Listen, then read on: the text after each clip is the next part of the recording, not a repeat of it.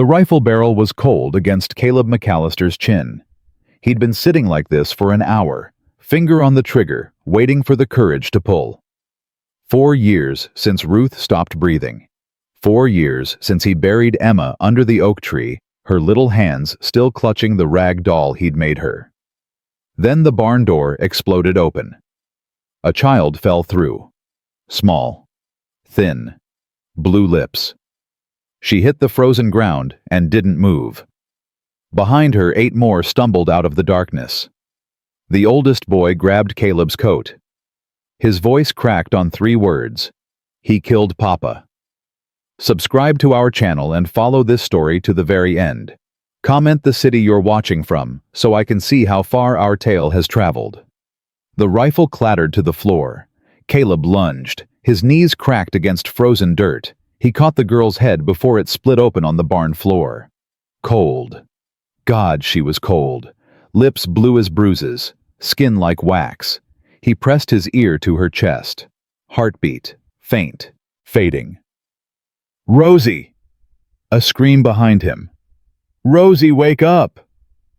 More children poured from behind the hay bales. Caleb counted without thinking. 5, 6, 7, 8 more, thin as scarecrows, eyes wild, breath fogging in the freezing air. A boy stepped forward, 14 maybe, fists raised, jaw set. "Put her down, mister." "She's dying." "I said put her down." Caleb stood. The girl hung limp in his arms. 4 years old maybe, same age Emma was when the fever took her. "You want to save her, or you want to fight me?" The boy's fists trembled. "How do I know you ain't gonna hurt her?" "You don't." Caleb was already walking. "But she's got 5 minutes, maybe less. Decide now." He kicked the barn door wide and stepped into the snow. Behind him, footsteps. Small ones, fast ones. All of them following. Good. The farmhouse was 30 yards through knee-deep drifts. Caleb's legs burned. His arms ached. The girl weighed nothing, skin and bones and failing breath. He shouldered through the front door, crossed to the hearth in 4 strides. The fire had gone cold hours ago. He'd stopped feeding it weeks back, stopped caring. He laid the girl on the rug, grabbed kindling, struck a match. "You!" He pointed at the oldest boy. "Woodbox, now!" The boy didn't move. "She dies in 3 minutes if this fire don't catch. Move!" Something broke behind the boy's eyes. He grabbed logs, started stacking. The other children filed through the door.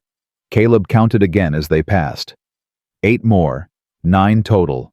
5 boys, 4 girls, barefoot, coatless, shaking so hard their teeth rattled. The smallest boy clutched a stuffed rabbit with 1 ear missing.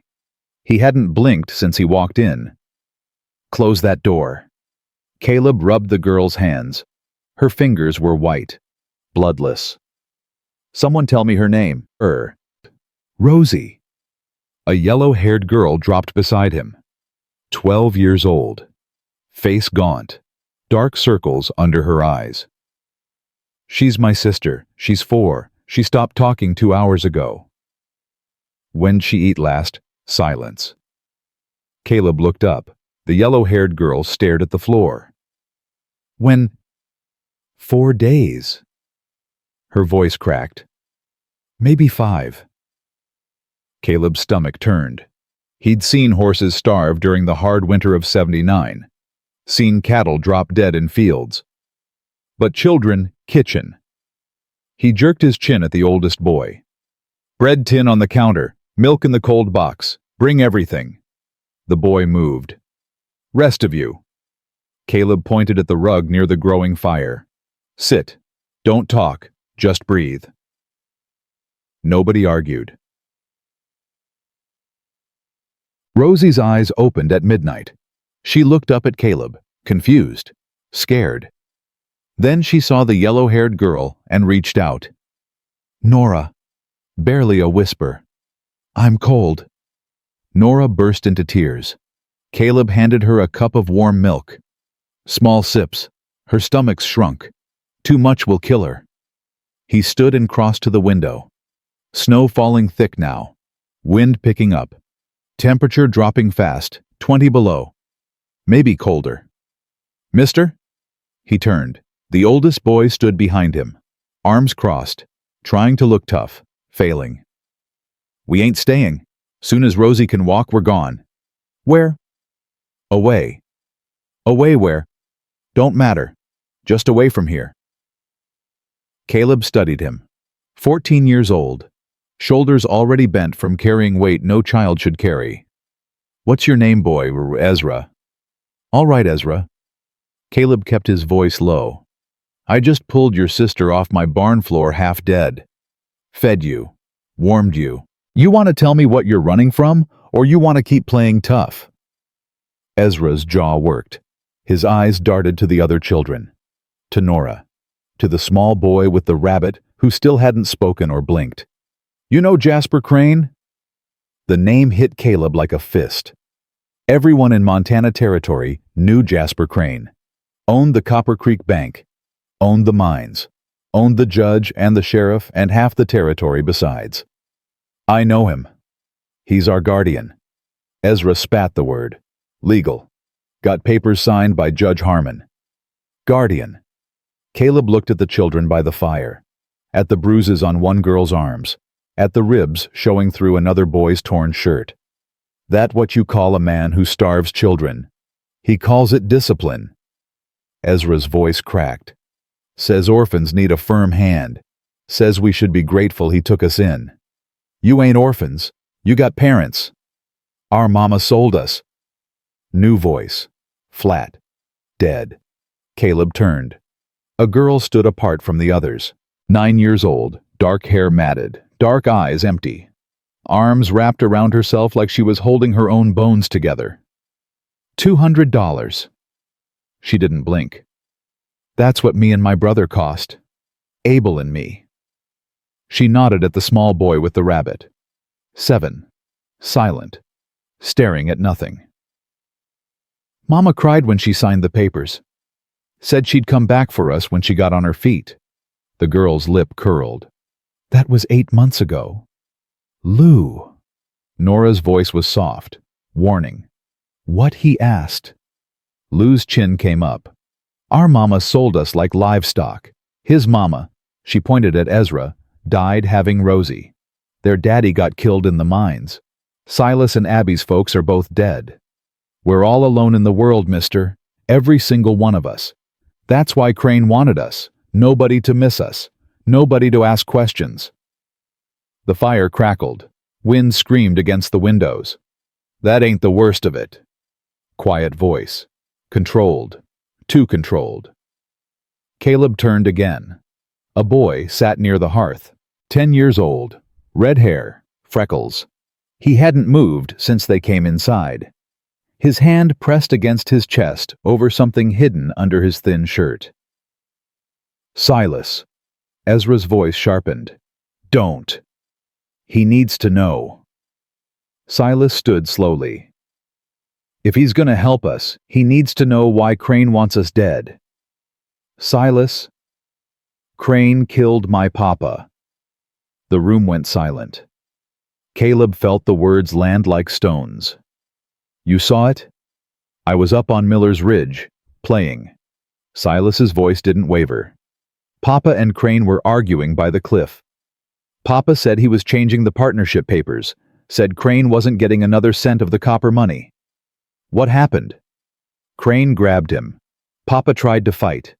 Then Marcus Cole came up behind. Who's Marcus Cole? Crane's man. Big, mean, scar down his face. Silas's hand pressed harder against his chest. Cole grabbed Papa's arms, held him still, and Crane pushed. Nora was crying silently. Ezra had gone white. One push.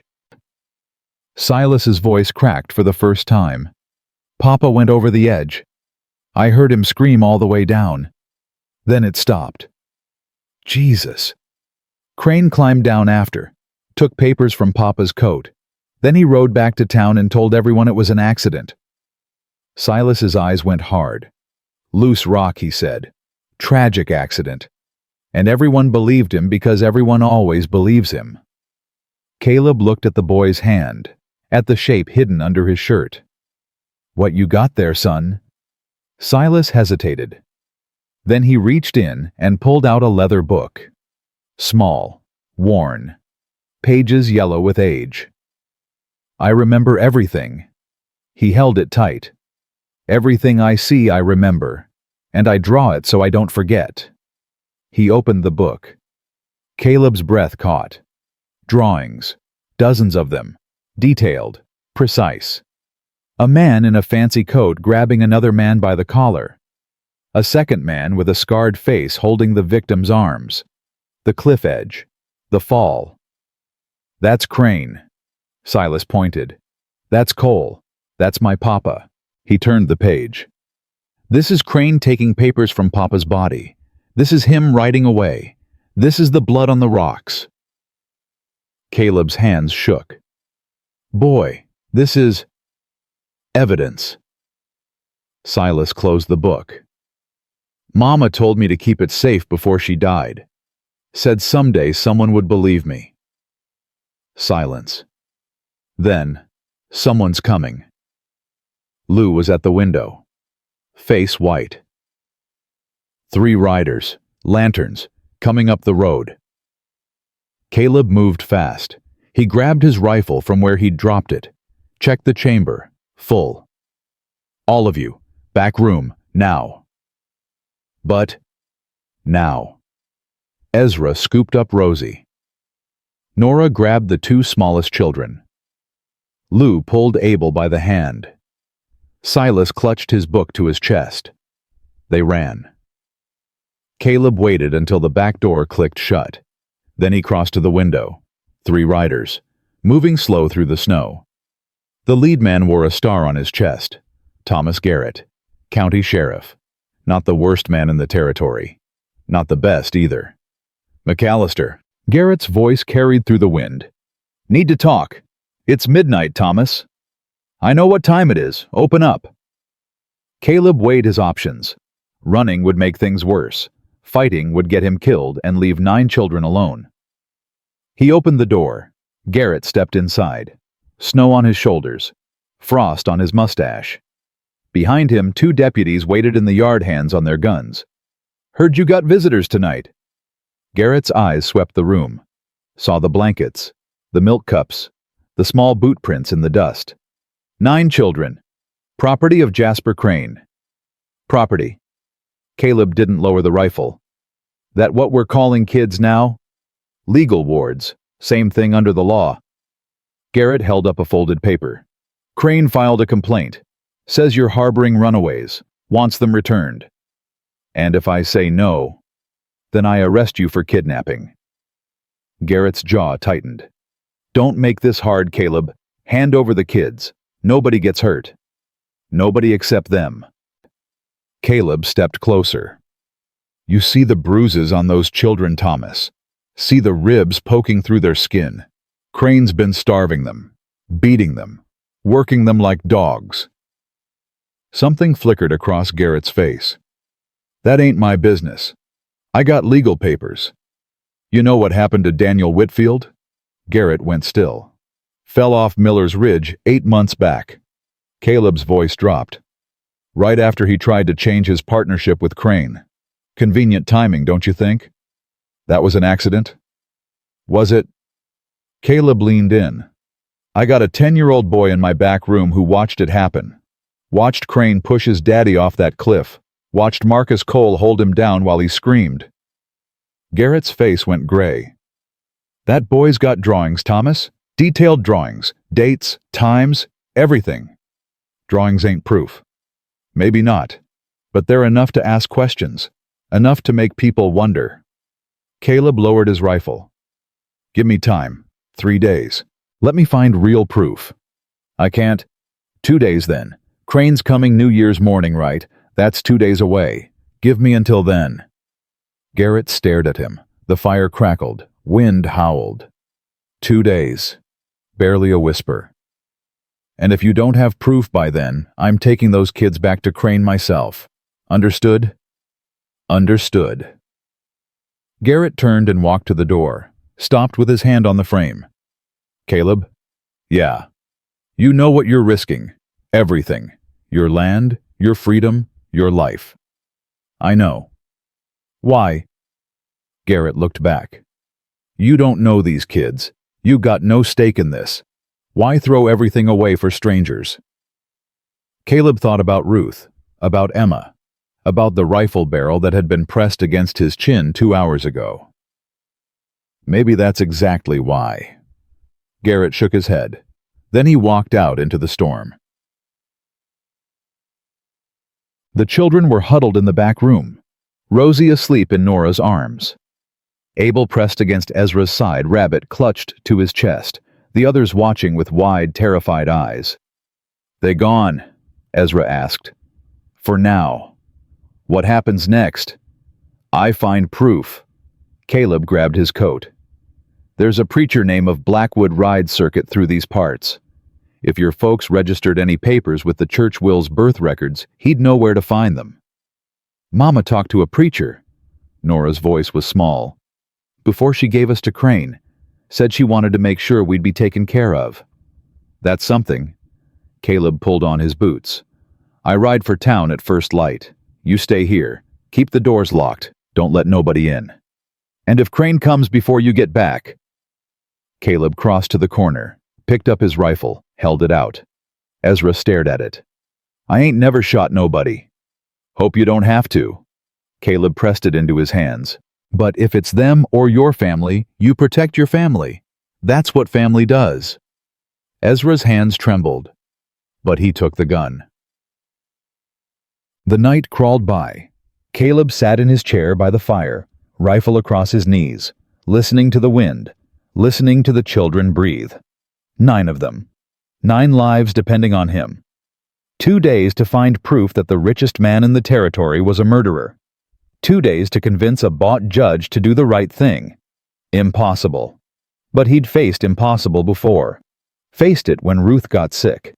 When Emma stopped breathing. When he'd dug their graves with his own hands in frozen ground. He'd failed them. Both of them. Maybe this was his chance to do better. Around 3 a.m, soft footsteps. Nora appeared in the firelight. Rosie awake in her arms. She wants water. Caleb filled a cup, handed it over. Mr. McAllister. Yeah. Why are you doing this? Nora's voice cracked. You don't know us. You got no reason to help. Caleb was quiet for a long moment. 4 years ago, I had a wife and a daughter, Ruth and Emma. Nora waited. They're buried out back, under the oak tree. He stared at the fire. After they died, I stopped caring, stopped eating, stopped sleeping. Tonight before you came, I was sitting in my barn with a rifle under my chin, trying to find the courage to pull the trigger. Nora drew a sharp breath. Then your sister fell through the door. Caleb looked at her. 4 years old. Same age Emma was when she died. Blue lips, cold skin, heart barely beating. His throat tightened. I couldn't save Emma. God knows I tried. But when I saw Rosie lying there, I thought maybe I could save her. Maybe that's why I'm still here. Maybe that's what Ruth and Emma would want. Nora was crying now, silent tears running down her cheeks. We ain't your family, she whispered. Not yet. Caleb stood slowly. But family ain't about blood, Nora. It's about who you're willing to die for. He took Rosie from her arms, carried her back toward the bedroom. Get some sleep. Tomorrow's gonna be hard. Dawn came gray and bitter. Caleb saddled his horse before first light, loaded his rifle, strapped on his pistol, filled his pockets with ammunition. Ezra was waiting at the door. You're really going? Said I would. What if you don't come back? There's a trapper's cabin 5 miles north. Follow the creek. If I ain't back by sundown, take the kids and go. Stay hidden until I find you. And if you never find us... Caleb swung into the saddle, looked down at the boy. Then you keep them safe. You keep them together. And you never stop running until you're far enough away that Crane can't touch you. He kicked the horse into motion. Ezra's voice chased him into the wind. "I won't let you down." Caleb didn't look back. Copper Creek was quiet at dawn. Streets empty. Buildings shuttered. Caleb tied his horse behind Agnes Chen's general store and slipped through the back door. Agnes looked up from her ledger. 52 years old. Gray streaking black hair. The only Chinese woman in 3 counties. Her husband had been beaten to death by drunks 6 years back. She'd been running the store alone ever since. She knew what it meant to be hated. She knew what it meant to survive. "Caleb McAllister." Her eyebrows rose. "You look like a dead man walking." "Feel like one, too." He closed the door. "Need your help, Agnes." "What kind?" "The kind that might get us both killed." Agnes set down her pen. "Tell me." He told her. The children, the beatings, the murder, Silas's drawings. When he finished, Agnes's face was stone. "I always knew Crane was a snake."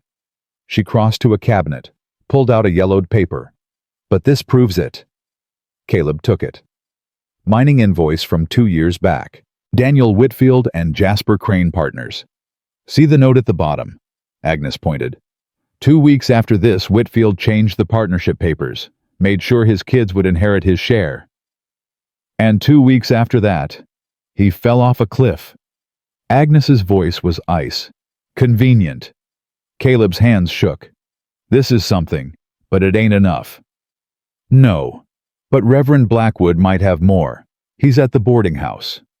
"I know. I'm heading there now." "Go fast." Agnes glanced at the window. "And Caleb Crane's got men watching the streets. Be careful." Blackwood was eating breakfast when Caleb found him. 65. Silver hair. Eyes that had seen too much sin and forgiven most of it. "McAllister." The Reverend set down his fork. "Haven't seen you since your wife's funeral." "Ain't here for church." Caleb sat across from him. "I'm here about Jasper Crane and 9 children he's trying to destroy." He talked fast. Blackwood listened faster. "I knew Martha Whitfield," the Reverend said when Caleb finished. "Talked to her before she signed those papers. She was desperate, terrified. Crane promised her the children would be safe." "They ain't safe. They're starving." "I know." Blackwood's jaw tightened. "And I've been carrying that guilt for 8 months. But there might be a way to fix it." "How?" "Emily Whitfield, Daniel's wife, registered her will with the church before she died. Named her sister Helen Crawford as guardian for Silas and Abby. If that will still exists, it supersedes anything Crane filed." Caleb's heart kicked. His heart. "Where is it?" "County seat, St. Catherine's Parish, 40 miles. Blackwood stood, grabbed his coat. "I can ride there today. But in this weather, 2 days. I need proof in 2 days. Then I'll get it in 2 days." Blackwood's eyes were hard. "Those children deserve better than Jasper Crane. So did their parents." "Thank you, Reverend." "Don't thank me yet." Blackwood headed for the door. "Pray, pray hard, and keep those children alive until I get back." Caleb was crossing the street when he heard the voice. "Looking for someone, Mrs. Chen." He ducked into an alley, pressed against the wall. Through the gap between buildings he saw them. 2 men outside Agnes's store. Hard faces, guns on their hips. And stepping out of a fancy carriage, Jasper Crane himself. Tall, silver-haired, expensive coat, gold watch chain, a ruby ring on his finger that caught the morning light. 9 children, Mrs. Chen." Crane's voice was silk. "Runaways from my care. I have reason to believe they're hiding somewhere in this territory. Perhaps you've seen them. Don't know nothing about no children. Strange, because someone saw Caleb McAllister's horse outside your store not an hour ago, and McAllister's ranch is exactly where desperate runaways might hide." Silence. "You wouldn't lie to me, would you, Mrs. Chen? That would be unfortunate." "I told you, I don't know nothing." Crane smiled. It didn't reach his eyes. "Watch the store," he said to his men. "If McAllister shows up, follow him. He climbed back into his carriage. "I'll be paying Mr. McAllister a visit this afternoon, with friends." The carriage rolled away. Caleb didn't wait. He circled through back alleys, found his horse, rode hard for the hills. He took the back trails, creek beds, deer paths, routes that weren't on any map. His mind raced. Crane knew about the children, knew Caleb was helping them. He had hours, maybe less. He crested the ridge above his ranch just past noon, looked down, no smoke from the chimney. His blood turned to ice. He kicked the horse into a gallop, hit the yard at a run, burst through the door. Empty, fire dead, blankets scattered, boot prints everywhere, and on the floor, blood. Not much. A smear, a few drops, but enough. "Ezra," his voice echoed. "Nora Silas." Nothing. He searched the barn, the root cellar, the woodshed. Gone. All of them. Then he remembered. The trapper's cabin. He mounted up and rode north. The tracks were easy to follow. Small footprints, lots of them, moving fast through deep snow. He found them 2 hours later. Nora was struggling through a drift, Rosie limp in her arms. Ezra was pulling Abel and another small boy by their hands. Silas and a girl who must be his sister huddled together. Lou was bringing up the rear, blood on her face, murder in her eyes. 3 more children, 2 girls and a boy, clung to each other in the middle of the group. "Mr. McAllister." Nora's voice broke with relief. "What happened?" 2 men. Ezra was panting. "They had guns, kicked in the door. We ran out the back." "Ezra shot at them." Lou's voice was shaking. "Scared them off, but one grabbed me before I got clear." Caleb saw the split lip, the bruise blooming on her jaw. "Did you hurt him back?" Lou bared her teeth. "Bit clean through his hand. He'll be picking his teeth out of his knuckles for a week." "Good girl." Caleb dismounted, took Rosie from Nora's arms. The child was burning with fever now. "Cabin's another mile. Stay close. Stay quiet." He swung back into the saddle, settled Rosie against his chest. "We're almost safe." The trapper's cabin was small and half buried in snow, but it had 4 walls, a roof, and a fireplace that still drew. Caleb got a fire going, got the children warm, got water boiling for Rosie's fever. Then he sat by the door with his rifle and watched the dark. "Mr. McAllister." He turned. Abel, the silent boy, standing in front of him, rabbit clutched to his chest. This was the first time Caleb had heard his voice. "Yeah, son. Are you going to send us back to the bad man?" Caleb looked at him. 7 years old, eyes that had seen too much, hands that wouldn't stop shaking.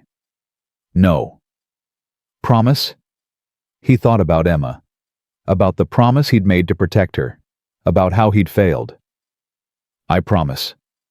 His voice cracked. "Nobody's taking you back, not while I'm breathing."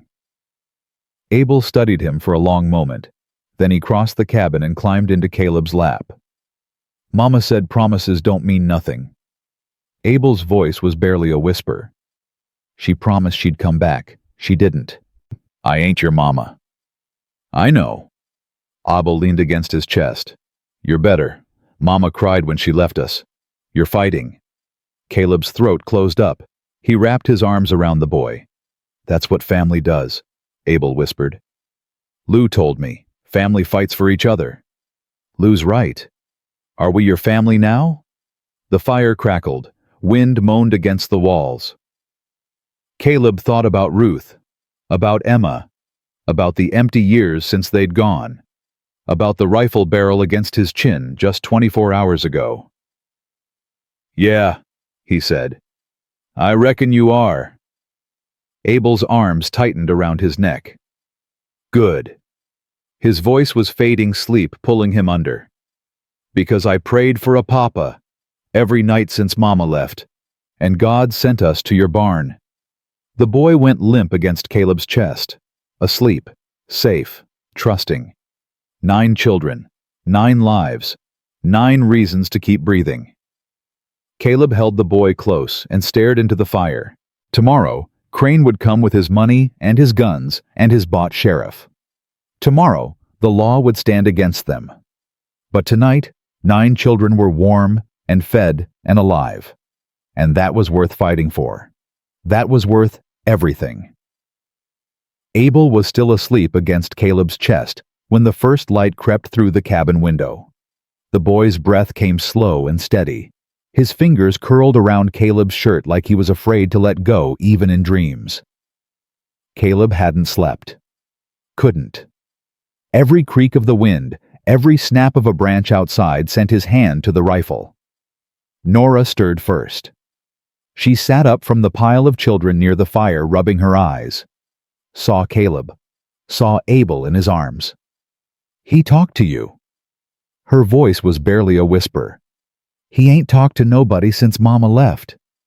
He asked if I was gonna send him back." "What'd you tell him?" "The truth." Nora's eyes filled. She looked away quick, wiping her face with the back of her hand. Rosie's fever broke an hour ago. She stood moving to check on her sister.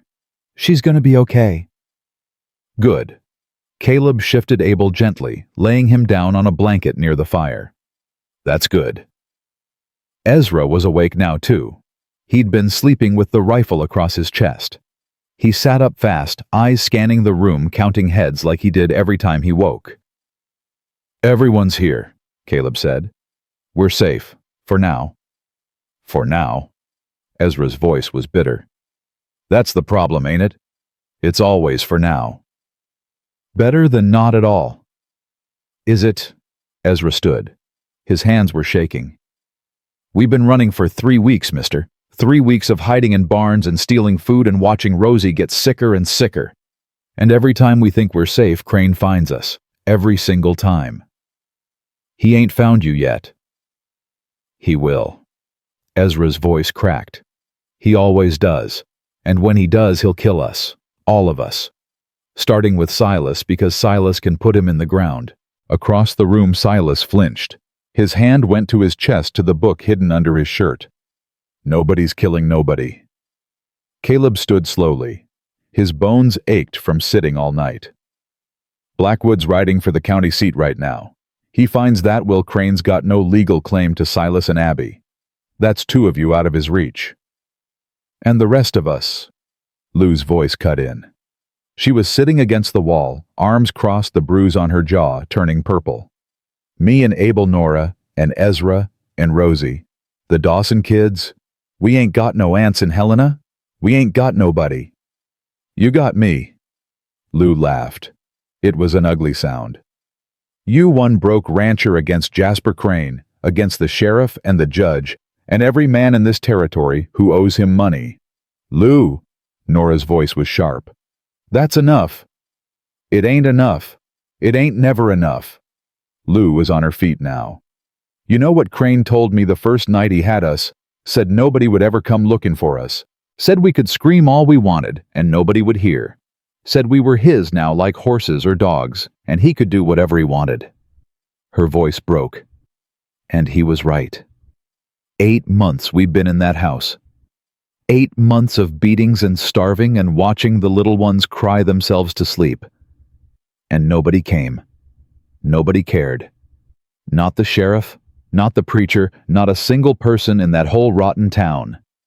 She pointed at Caleb. "So forgive me if I don't believe one man's gonna change anything. Forgive me if I think we're all gonna die anyway."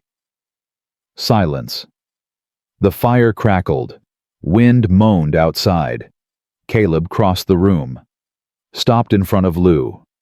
She glared up at him, chin-jutting, daring him to hit her. He didn't. "You're right." Lou blinked. "You're right about all of it. Crane's rich. Crane's powerful. Crane's got the whole territory in his pocket." Caleb's voice was steady. "And I'm just one man. Broke. Alone. Got nothing but a rifle and a horse and a farmhouse that's probably ashes by now." Lou's glare faltered. "But you know what else I got?" Caleb knelt so he was eye level with her. "I got nothing left to lose. My wife's dead. My daughter's dead.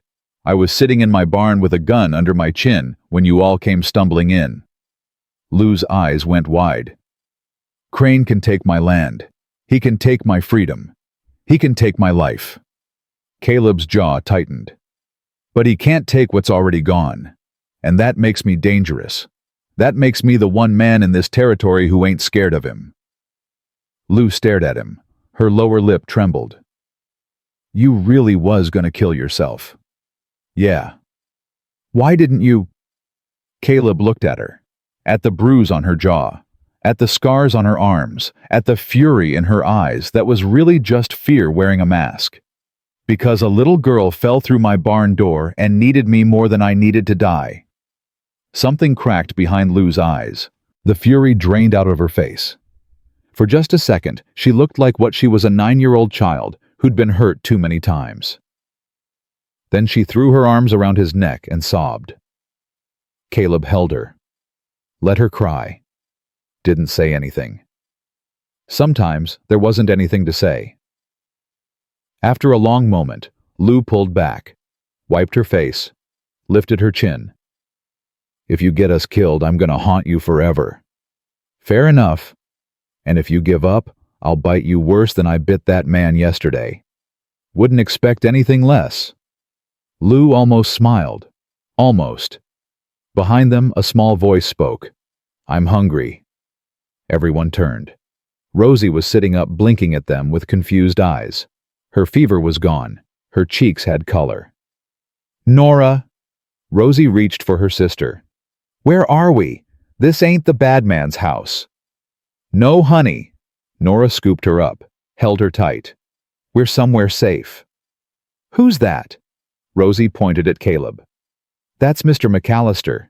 He's helping us." "Is he nice?" "Yeah." Nora's voice cracked. "He's real nice." Rosie studied Caleb with the unblinking intensity only small children have. Then she held out her arms. "Up." Caleb froze. "She wants you to hold her." Nora was smiling now. Tears on her cheeks, but smiling. "She don't do that with strangers. Ever." Caleb crossed the room, took Rosie from Nora's arms. The child weighed nothing, bones and skin and huge brown eyes. "You're warm," Rosie said. "Like a papa bear." His throat closed. "I'm hungry," she said again. "Can I have bread?" "Yeah." His voice came out rough. "Yeah, you can have bread." He carried her to the small store of food they'd brought, cut a slice of bread, handed it to her. Rosie ate like she'd never seen food before. Probably hadn't. Not enough of it anyway. "We need to move." Ezra's voice broke through the moment. He was at the window staring out at the snow. "Crane knows we were at your ranch. He'll figure out about this cabin. We can't stay here." "He's right." Silas spoke for the first time since they'd arrived. "Crane's smart. He'll check every building in 10 miles. "Where do we go?" Nora asked. Caleb thought fast. The mountains were too dangerous in winter. The main roads were watched. Every town in the territory had men who owed Crane money or favors, except one. Agnes Chen. Ezra frowned. "The Chinese lady with the store, she's got a root cellar, big enough for all of us, and Crane already searched her place once. He won't look again." "How do you know?" "Because men like Crane don't think small. They expect big moves, dramatic escapes. They don't expect 9 children hiding in a cellar under a general store." Lou snorted. "That's either real smart or real stupid." "Probably both." Caleb set Rosie down. "Eat up, all of you. We move in an hour." The children ate in silence. Bread and dried beef and the last of the milk. Not much, but enough to put strength in their legs. Caleb checked his rifle, loaded his pistol, counted his ammunition. 20 rounds. Maybe enough. Maybe not. "Mr. McAllister." He turned. Silas was standing behind him, the leather book clutched to his chest. "Can I show you something?" Caleb nodded. Silas opened the book, flipped past the drawings of his father's murder, stopped at a newer page. "I drew this last night, while everyone was sleeping." Caleb looked. It was the cabin, the fire, 9 children huddled together, and in the corner, a man sitting with a rifle, a small boy asleep in his arms. "That's you," Silas said, holding Abel. Caleb's chest tightened. "I draw things so I don't forget," Silas said quietly. "Good things and bad things, but mostly bad things. This is the first good thing I've drawn in 8 months." He closed the book. "I just wanted you to know, in case something happens, in case we don't make it. Somebody should know that for one night we felt safe." Caleb put his hand on the boy's shoulder. "We're going to make it, Silas." "You don't know that." "No, but I believe it. And sometimes believing is enough." Silas stared at him for a long moment. Then he nodded, just once, and walked back to the others. They left the cabin an hour later, single file through the snow, Caleb in front breaking trail, Ezra in back, rifle ready. The younger children struggled. The snow was waist-deep in places, and their legs were short and weak from months of starvation. Caleb carried Rosie. Nora carried Abel's little brother Thomas, one of the Dawson kids. Ezra carried the smallest Dawson girl, barely 5 years old, who hadn't stopped crying since they left. "Hush now, Penny." Ezra's voice was gentle. "Hush. We're almost there. I want Mama." "I know, sweetheart. I know." They pushed on. An hour. 2. The cold bit through their thin coats. The wind screamed across the open ground. Then Lou's voice sharp with warning. "Someone's coming." Caleb dropped low, pulled the children into a cluster of pine trees, motioned for silence. Hoofbeats, coming fast from the south. He raised his rifle, sighted down the barrel. A single rider burst over the ridge. Black coat, silver hair, a wooden cross hanging from the saddle horn. Blackwood. Caleb lowered the gun. The preacher spotted them, reined in hard. His horse was lathered, exhausted. He'd been riding all night. "Found you." Blackwood was breathing hard. "Thank God." "You're supposed to be heading for the county seat." "I was. Got 3 miles out." Blackwood's face was grim. "Crane's men are blocking the roads. All of them. North, south, east. Nobody's getting in or out of this territory without his say-so."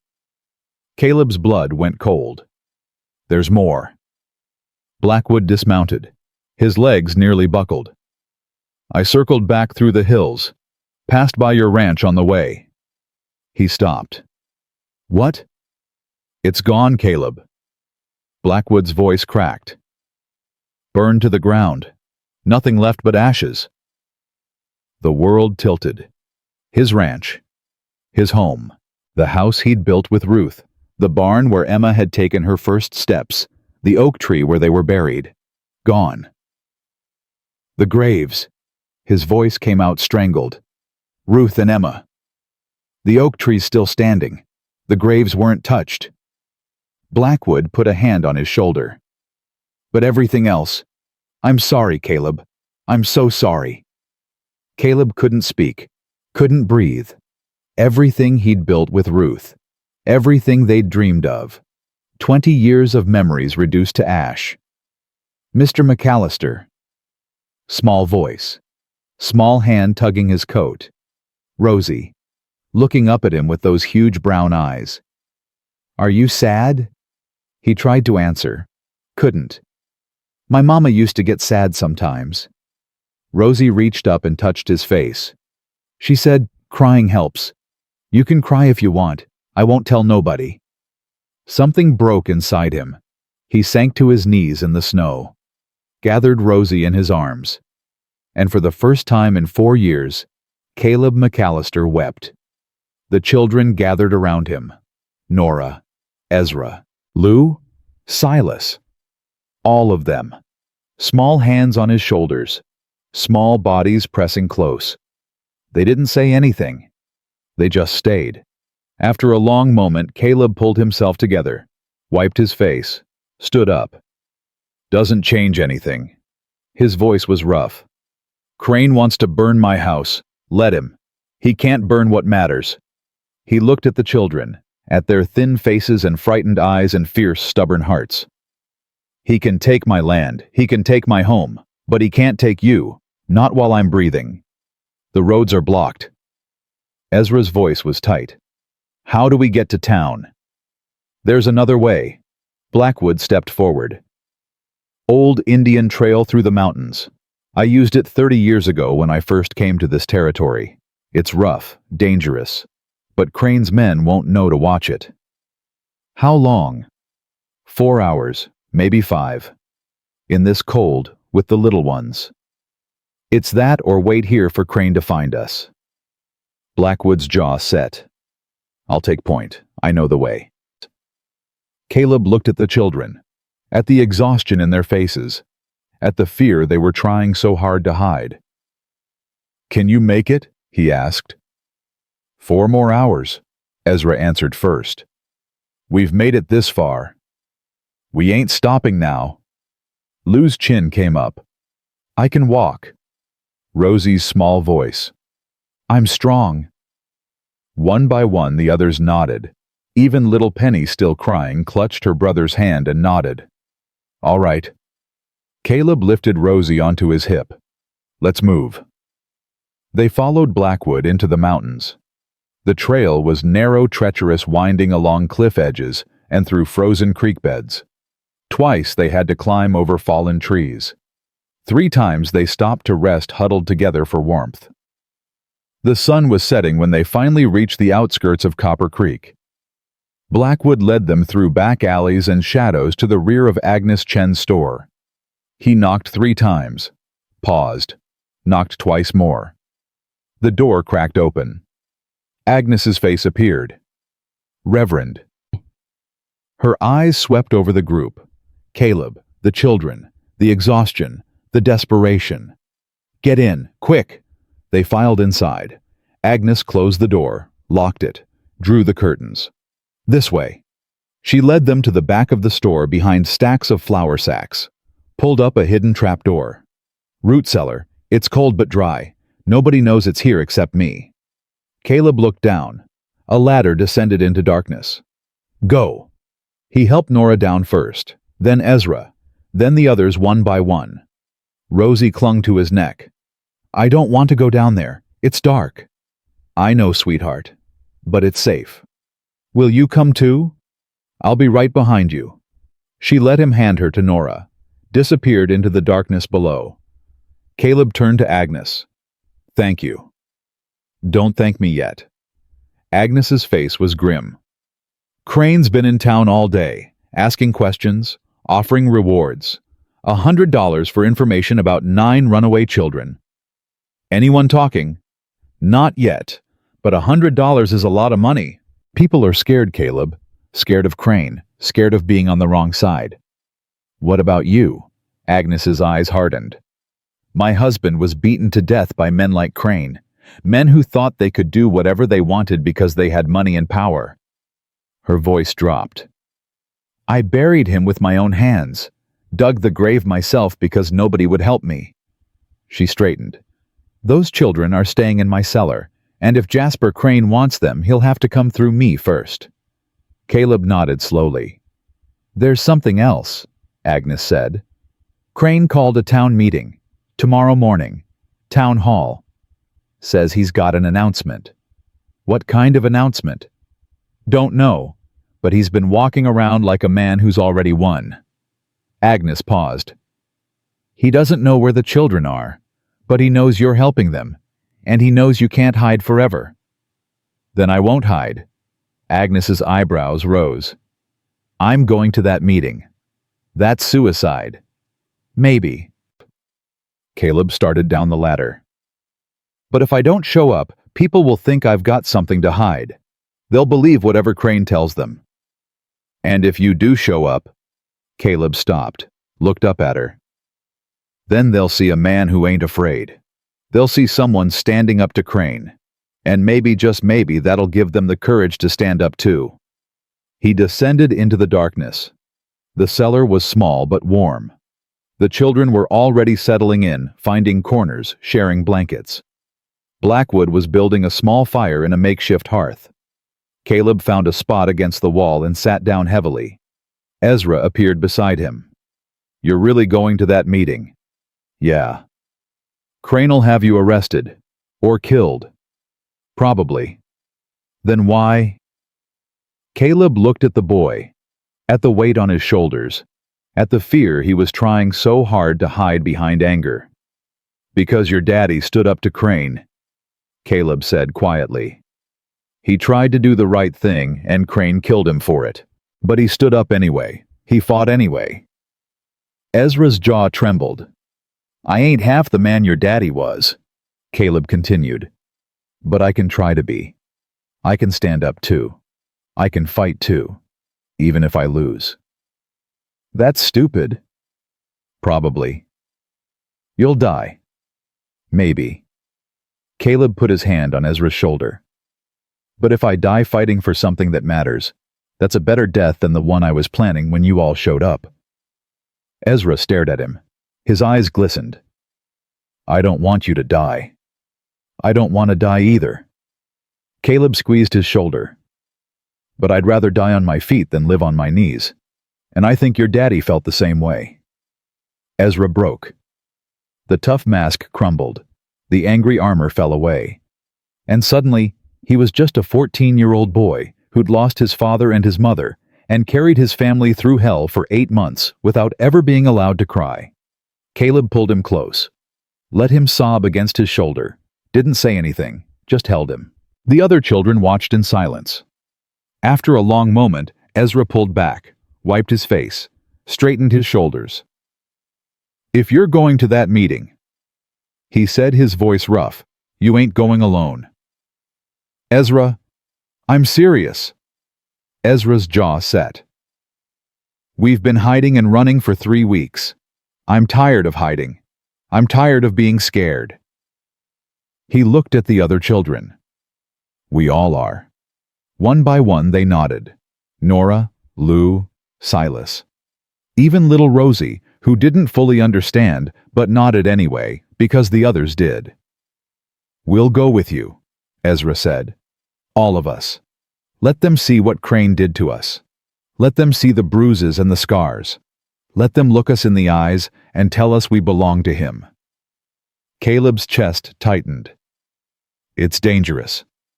"Everything's dangerous." Lou crossed her arms. "Might as well be dangerous together." "They could take you back to Crane." "Then we'll fight." Silas's voice was quiet but steady. "I've got my drawings. I've got the truth. If they won't listen, that's on them. But at least we'll have tried." Caleb looked at them. 9 children, battered, starved, terrified, but not broken. Not yet. Maybe not ever. "All right." He nodded slowly. "Tomorrow morning, Town Hall, we face Crane together." "Together," Ezra repeated. "Together." The others echoed. The fire crackled. Above them, the wind howled through the streets of Copper Creek. Tomorrow, everything would change, one way or another. Dawn came too fast. Caleb hadn't slept. None of them had. They'd spent the night huddled in Agnes Chen's root cellar, listening to the wind howl above, listening to their own hearts pound. Now it was time. "Everybody up!" Caleb's voice was quiet but firm. "We move in 10 minutes." The children stirred. Rosie whimpered in Nora's arms. Abel clutched his rabbit tighter. Lou was already on her feet, jaw set bruise purple against her pale skin. "Remember what we talked about," Caleb said. "Stay together. Stay calm. No matter what Crane says, no matter what he does, you stand tall. You look people in the eyes. You let them see the truth." "What if they don't believe us?" Penny's voice was tiny. 5 years old. Barely knew what was happening. "Then we make them believe."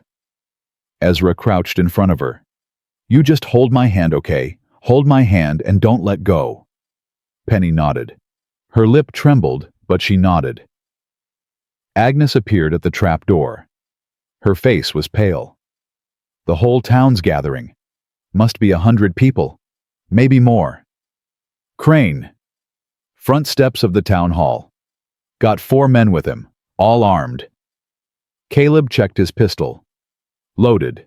Ready. Let's go. They climbed out of the cellar one by one. Caleb first, then Ezra, then the others. Blackwood brought up the rear, his Bible clutched in one hand. The morning air bit through their thin clothes. The streets were empty, everyone already at the meeting. In the distance, voices. A crowd murmuring. Caleb led them through the alley behind the general store. Stopped at the corner, peered around. Town hall. Steps packed with people. And at the top, looking down like a king surveying his subjects, stood Jasper Crane. Silver hair gleaming, expensive coat. Ruby ring catching the morning light. 4 armed men flanking him. Sheriff Garrett stood off to the side, arms crossed, face unreadable. Ready? Caleb looked at the children. Ezra's jaw was tight. Ready. Let's go. They stepped into the street. The crowd noticed them immediately. Voices dropped, heads turned. 100 pairs of eyes fixed on Caleb and the 9 children walking behind him. Crane spotted them. His smile widened. Mr. McAllister. His voice carried across the square. How good of you to join us. And you've brought my wards. How thoughtful. Caleb kept walking, straight toward the steps. The crowd parted around him.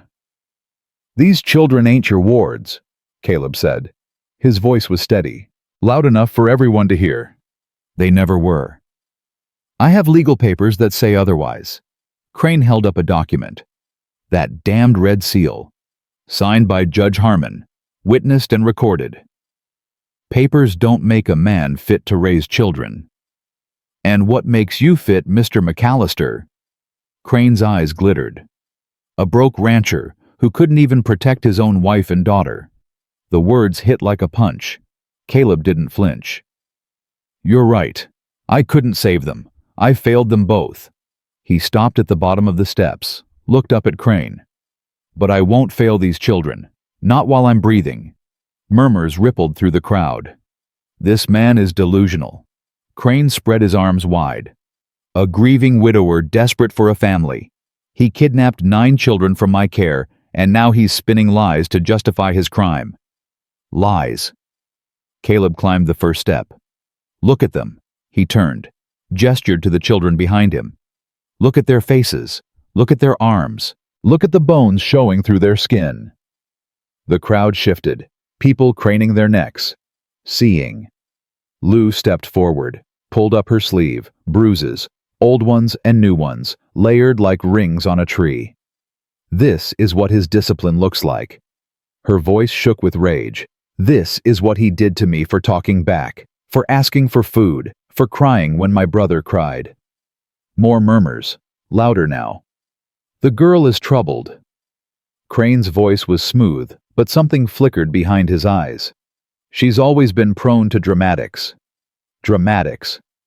Nora stepped forward, Rosie on her hip. My sister almost died. She went 5 days without eating because Mr. Crane said we hadn't earned our supper. That's a lie. Is it? Silas's voice cut through the noise. The crowd went quiet. Silas walked forward. Small, thin, red hair bright against the gray morning. His hand pressed against his chest over the book hidden under his shirt. I remember everything, Mr. Crane. His voice was steady, too steady for a 10-year-old. Every word you said, everything you did, I remember it all. Crane's smile faltered, just for a second. The boy is confused, traumatized by his father's tragic accident. It wasn't an accident. The words fell like stones. Silas pulled out the leather book, held it up for everyone to see. My papa didn't fall off that cliff. You pushed him. Gasps from the crowd. Crane's face went white. That's absurd. I wasn't even there when... You were there. Silas opened the book. I was on Miller's Ridge, playing. I saw you and Papa arguing by the cliff edge. I saw Marcus Cole come up behind him. He turned a page, held it up. This is what I saw. The crowd pressed closer, people craning to look. Caleb heard sharp intakes of breath, whispered curses. That's Crane. Someone in the crowd. Look at the ring, the coat. That's him. And that's Cole. I recognize the scar. Good God, the boy's telling the truth. Crane's mask cracked. This is ridiculous. His voice rose. You're going to believe the scribblings of a disturbed child. Drawings aren't proof. They're fantasies.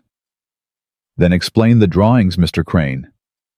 Blackwood stepped forward. His Bible was open in his hands. Explain how a 10-year-old boy drew details of your partner's death that matched the official report. Explain how he knew about the papers you took from Daniel Whitfield's body. What papers? Sheriff Garrett spoke for the first time. Partnership papers. Caleb turned to face him. Daniel Whitfield was changing the terms, making sure his children would inherit his share of the copper mine. Crane couldn't let that happen. That's a lie. Is it? Agnes Chen pushed through the crowd. In her hand, a yellow document. I found this last week. Mining invoice from 2 years back. Whitfield and Crane partners. And see this note at the bottom? She held it up. 2 weeks before Daniel Whitfield died, he amended the partnership. Made sure his children would get everything. That doesn't prove. And 2 weeks after that, he fell off a cliff. Agnes's voice was ice. Right after you argued about the changes. Right after he told you he was cutting you out. The crowd was turning. Caleb could feel it. The fear giving way to anger. The silence giving way to questions. This is a conspiracy. Crane's voice cracked. These people are trying to destroy me. McAllister kidnapped my wards and now he's... I ain't your ward. Small voice. Quiet. But it cut through everything. Everyone turned. Abel, standing at the edge of the children's group, rabbit clutched to his chest. Eyes fixed on Crane, the boy who hadn't spoken in 8 months. You're not my papa. Abel's voice trembled but didn't break. You're a bad man. You hurt my sister. You hurt all of us. And I'm not scared of you anymore. He walked forward. Small steps, steady steps. My real papa was mean sometimes, but he never hit us. He never starved us. He never locked us in the dark for crying. Abel stopped in front of Crane, looked up at him. You're not my papa. You're a monster. Crane's face twisted. Somebody shut that boy up.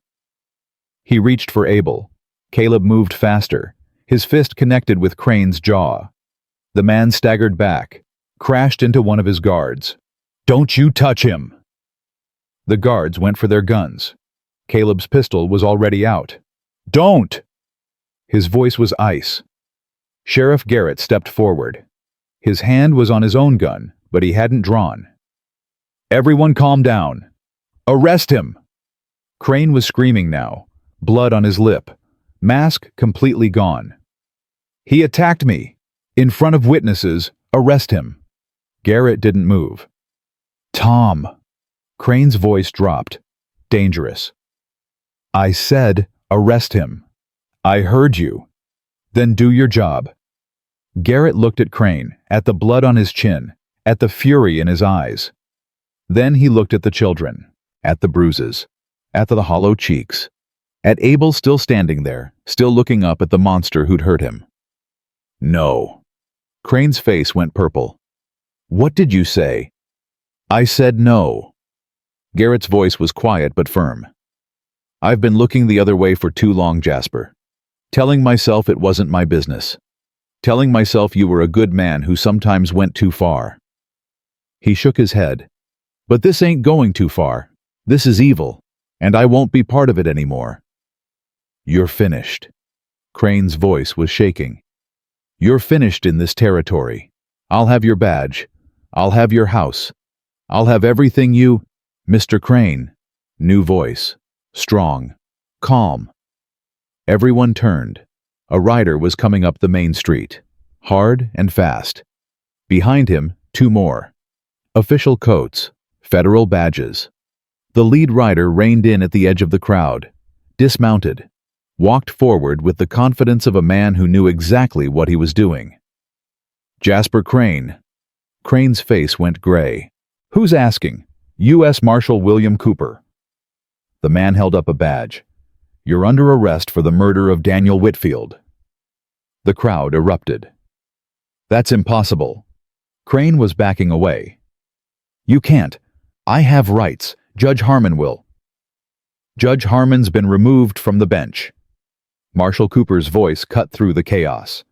Arrested this morning for corruption and fraud. Seems you bought yourself a lot of friends, Mr. Crane, but not enough. Two marshals moved forward, grabbed Crane's arms. No, Crane struggled. This isn't over.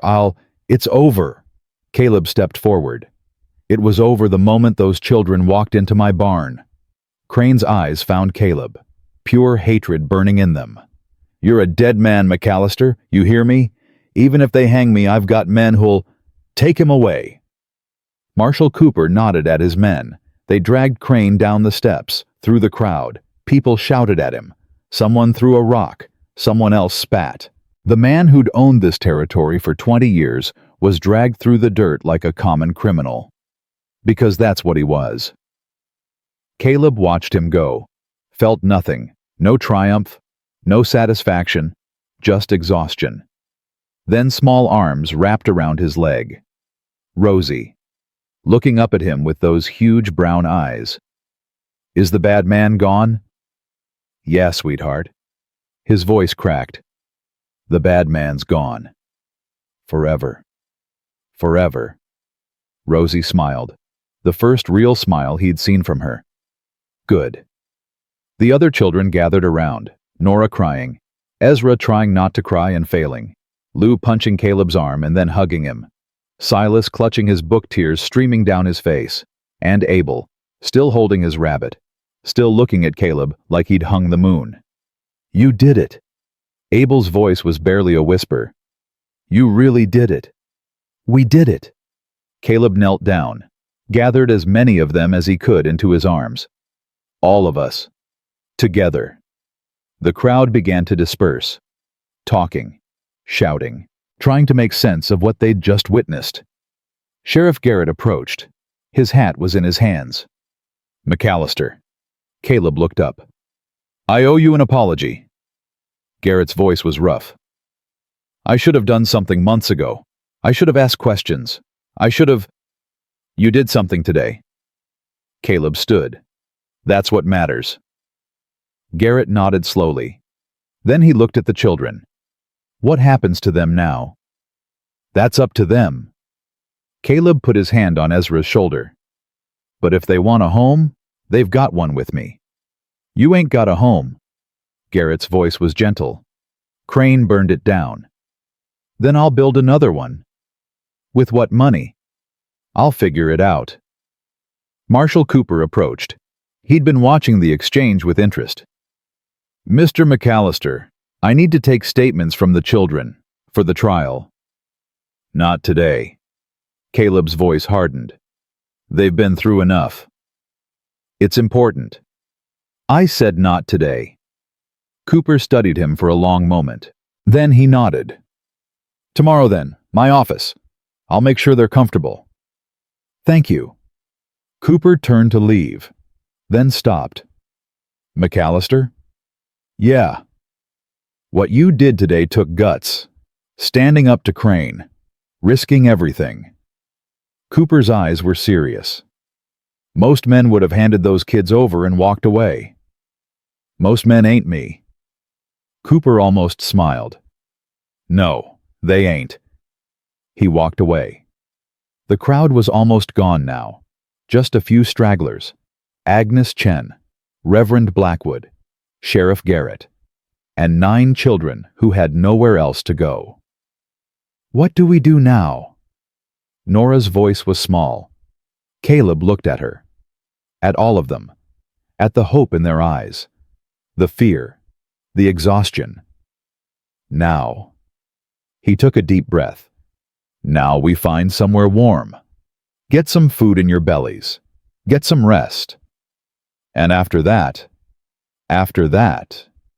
Caleb paused. After that, we start building. Building what? A home. He looked at each of them in turn. A family. A life. Together. Abel's voice. Together. Rosie reached up, touched his face. Does that mean you're our papa now? Caleb's throat closed. He thought about Ruth, about Emma, about the 4 years of emptiness, about the rifle under his chin, about the night 9 children fell into his barn and changed everything. Yeah, his voice cracked. If you'll have me. Rosie smiled. That beautiful, innocent, world-changing smile. I'll have you. Me too. Abel. Me too. Lou. One by one they spoke. Nora, Ezra, Silas, Abigail, Thomas, Penny. 9 voices. 9 children. 9 reasons to keep breathing. Then it settled. Caleb gathered them close. We're a family now, and nobody is ever gonna take that away. Agnes Chen stepped forward. Her eyes were wet. You can stay at my place. Until you get back on your feet. I've got room. We can't impose. It ain't imposing. Her voice was firm. It's family helping family. That's what this town should have been doing all along. Blackwood nodded. I'll talk to the congregation. We'll raise money, get supplies, help you rebuild. And I'll make sure nobody gives you trouble. Garrett put his hat back on. Least I can do. Caleb looked at them. At this small group of people who'd stood with him when everyone else looked away. Thank you. His voice was rough. All of you. Don't thank us yet. Agnes was already walking toward her store. You've got 9 hungry children to feed. That's no small thing. I know. And they're gonna need clothes, and shoes, and schooling. I know. And love. Lots of love. Caleb looked at the children, at their thin faces and frightened eyes and fierce, unbroken spirits. That part's easy. Agnes stopped, turned back, smiled. Yeah, she said softly. I reckon it is. They walked together through the empty streets. 9 children and 1 man. Toward warmth. Toward safety. Toward something that just might be a future. Behind them, the morning sun finally broke through the clouds. And for the first time in 4 years, Caleb McAllister felt something he'd forgotten existed. Hope. The trial started 3 weeks later. Caleb sat in the front row of the courthouse, 9 children pressed close around him. Rosie was on his lap. Abel leaned against his side. The others filled the bench shoulder to shoulder watching. Jasper Crane sat at the defendant's table, chains on his wrists, expensive coat replaced by prison gray, the ruby ring gone from his finger. He looked smaller now, older, the power stripped away. But his eyes still burned with hatred every time they found Caleb. All rise. Everyone stood. Judge Morrison entered, a federal judge brought in from Denver, no connection to Crane. No debts to pay. Be seated. The courtroom settled. This court is now in session. The United States versus Jasper Crane. Charges include murder in the first-degree conspiracy fraud and child endangerment. Crane's lawyer stood. A fancy man from back east. Expensive suit. Silver tongue. Your Honor, my client maintains his complete innocence. The accusations against him are the product of a grieving widower's delusion and the manipulated testimony of traumatized children. Noted. Judge Morrison's voice was dry. Prosecution may proceed. Marshall Cooper stood. He'd been appointed special prosecutor, said it was too important to leave to local men. The prosecution calls Silas Whitfield to the stand. Caleb felt Silas tense beside him. You ready, son? Silas nodded. His hand went to his chest to the book hidden under his shirt. Remember, Caleb whispered. Just tell the truth. That's all you have to do. Silas stood. walked to the front of the courtroom. Every eye followed him. He looked so small up there. 10 years old. Red hair. Freckles. The boy who'd watched his father die. The bailiff held out a Bible. "Do you swear to tell the truth, the whole truth, and nothing but the truth?" "I do." "State your name for the record." "Silas James Whitfield." Marshal Cooper approached. "Silas, can you tell the court what happened on September 15th of last year?" Silas took a breath. His eyes found Caleb's. Caleb nodded. "I was on Miller's Ridge, playing. I like to go up there because you could see the whole valley." "And what did you see that day?" "My papa. And Mr. Crane. They were arguing by the cliff." "Could you hear what they were saying?" "Some of it. Papa said he was changing the partnership papers, said Mr. Crane wasn't getting any more money from the mine." "What happened next?" Silas's hands tightened on the arms of the witness chair. Mr. Cole came up behind Papa. He grabbed his arms, held him still. "Marcus Cole, the defendant's employee." "Yes, sir." "And then—" Silas's voice cracked. "Mr. Crane pushed him. Papa tried to fight, but Mr. Cole was holding him too tight. And then he went over the edge." The courtroom was silent. I heard him scream. A tear rolled down Silas's cheek. All the way down. And then it stopped. "Objection." Crane's lawyer was on his feet. "This is hearsay." The boy was traumatized. He could have imagined. "I didn't imagine it." Silas's voice cut through the objection, stronger now, angry. He reached into his shirt, pulled out the leather book. "I drew it, everything I saw, while it was still fresh." He opened the book, held it up. "This is Mr. Crane grabbing my papa's collar. This is Mr. Cole holding his arms. This is the moment he went over." He turned the page. "This is Mr. Crane climbing down to the body. This is him taking papers from Papa's coat. This is him riding away." The courtroom erupted. Judge Morrison banged his gavel. "Order! I will have order!" The noise died down. "The witness will submit the drawings as evidence." Silas handed the book to the bailiff. His hands were shaking, but his voice was steady. "I remember everything, Your Honor, every detail. I drew it so I'd never forget. So someday someone would believe me." He looked at Crane. "You killed my papa. You killed him and you lied about it. And now everyone knows." Crane's face was white. "Your Honor." The lawyer was sputtering. "This is the boy is clearly a credible witness." Judge Morrison's voice was cold. "Continue, Marshal Cooper." The testimony went on for hours. Silas told his story again and again. Every question, every challenge he answered with the same steady voice, the same precise details. Then came the other witnesses. Agnes Chen with her mining invoice. Blackwood with church records showing Emily Whitfield's will. Sheriff Garrett finally telling the truth about the inconsistencies in the death report. And then Marcus Cole. They'd caught him trying to flee the territory. Found him hiding in a barn 20 miles south. He'd tried to fight. Tried to run. Now he sat in chain scars white against his weathered face. "Mr. Cole," Marshal Cooper's voice was sharp. "You were present at Daniel Whitfield's death." Cole glanced at Crane, then away. "Yeah. Tell the court what happened." "I already told you people 100 times." "Tell the court." Silence. Cole's shoulders slumped.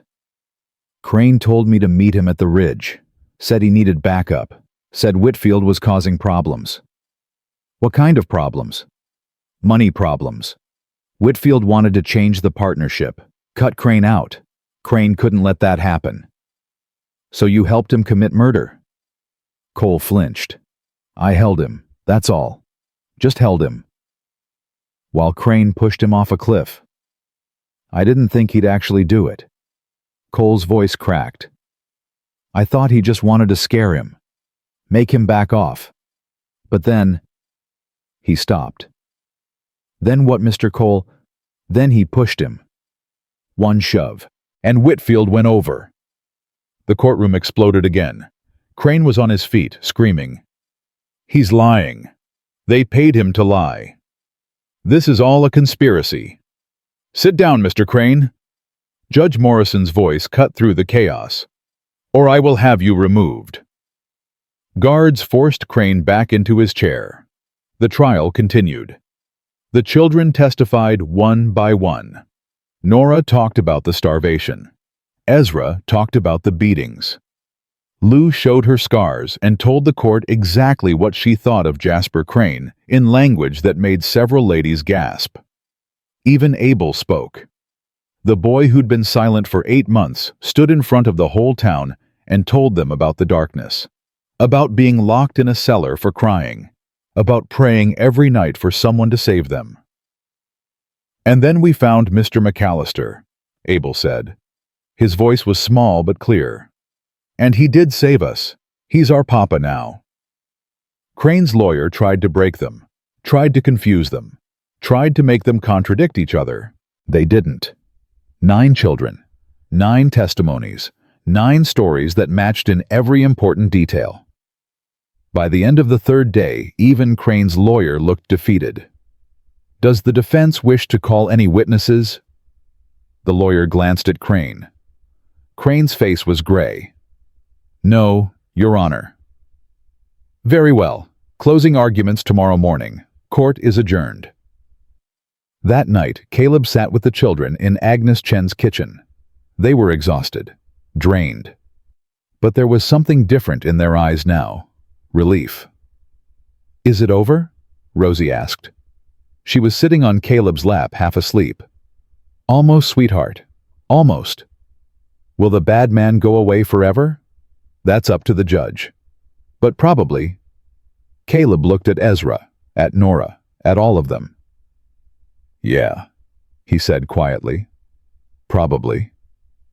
Silas was sitting apart from the others, his book open in his lap. He wasn't drawing, just staring at the pages. Caleb set Rosie down gently and crossed to him. You did good today, son. Silas didn't look up. I keep thinking about what Papa would say, if he could see me up there, telling everyone what happened. What do you think he'd say? Silas was quiet for a long moment. I think he'd be proud. His voice cracked. I think he'd say I was brave. You were brave, braver than most men I know. I was scared. That's what brave means. Caleb put his hand on the boy's shoulder.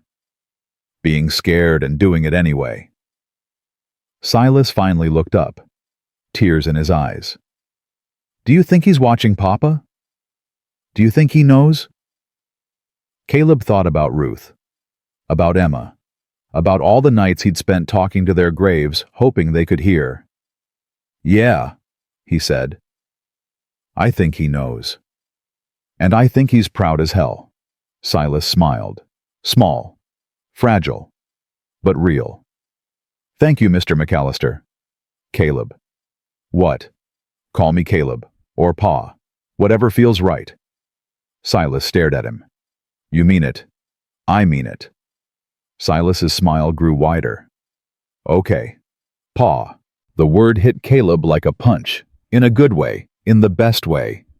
Now get some sleep, he said, his voice rough. Big day tomorrow. The verdict came at noon. The courtroom was packed, standing room only.